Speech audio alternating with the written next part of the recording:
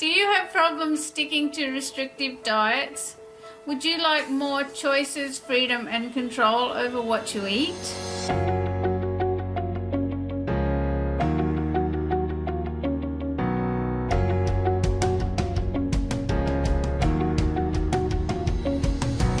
Hi, I'm Katie Gordon and I'm Dietless Living. Do you struggle with restrictive eating plans? Are you fed up with needing a calculator to work out the carb and protein portion and fat portion of the meals that you eat? You know what to eat and what not to eat. You know what's good for you and what's not good for you. You know what's going to take you to your weight loss goals and you know what's not. So let's talk about 2 easy things that you can do to give you more choices, freedom and control. The first one is decrease. Start to think about what you can decrease about the things that you know aren't really helping you. So perhaps you have 4 cups of tea a day with sugar and milk. So for a while, for a week, for 2 weeks, you reduce it down to 4 cups of tea, but only one of them has sugar and milk. That's saving you 3, decreasing your calorie intake by 3 spoons of sugar a day. That's 21 spoons of sugar a week, right? That adds up.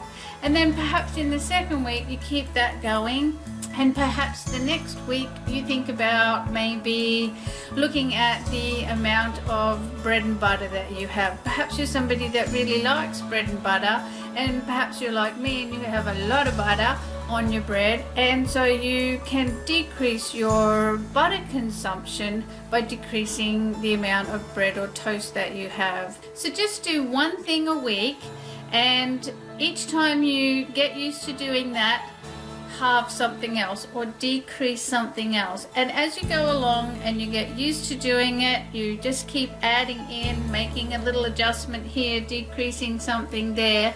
And as you continue to move forward, you can review some of the things that you've been decreasing. Maybe you could decrease something again. Maybe you could go from the 4 cups of tea to just 2 cups of tea. And the second easy way that you can have more choices, freedom and control is by increasing things.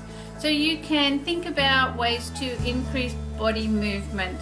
Now, I'm sure it's not the first time you've heard anyone say, you know, take the stairs, not the lift, park your car up the back of the car park instead of near the shops.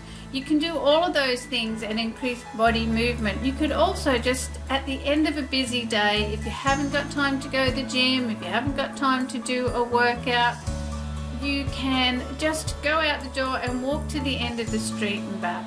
If you did that every day for a week, and then the next week maybe you go around the block, it's just starting to increase what you're doing. You could also increase your activity without even leaving the house. You could have some simple hand weights near the kitchen where you can be doing a few bicep curls while you're waiting for the kettle to boil. You could be doing bicep curls on the couch. Perhaps you have an exercise bike that's gathering dust in the corner. Move it over towards the TV and sit on that while you watch TV and just move pedal for a little bit. You can stand up and stretch. Stretching is a beautiful way to move your body and release tension from your body, because tension is, after all, what is driving a lot of emotional and impulse eating. You could get a Swiss ball and do some stretching. If you're not very, if you haven't done a lot of stretching over time, you could get a book, you could go YouTube. There's so many places now where we can get good information on how to do simple activities. Most people have a smart TV these days where you can watch YouTube on TV while you're in the lounge room, so you can make YouTube your TV time. That's increasing your knowledge. Do you know, the more that you watch other people exercising, the more likely you are to want to do the same, because your body and your brain has these lovely things called mirror neurons, and if you're sitting there watching somebody else doing exercise, your brain starts to think, that looks like a really good idea, and it wants to join in. And so even if you don't join in right there and then, you're planting the seeds of movement in your mind, and you will find that over time you will want to actually naturally, effortlessly want to get up and do some more exercise. So if you actually watched YouTube of people doing exercises at night, even if you just watched one on your phone before you went to bed, your brain then would take that information and start to inspire you naturally, easily and effortlessly. So that is two really easy ways to start to make a lot of changes in your life that give you choices, freedom and control. And the easiest way to make those two things happen in your life, increasing and decreasing something, is to make it fun.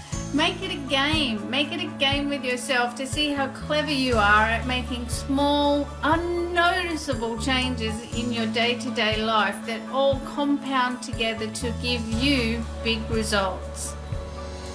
If you've enjoyed watching this video today, please click the little red subscribe button and come over and visit me at katiegordon.me.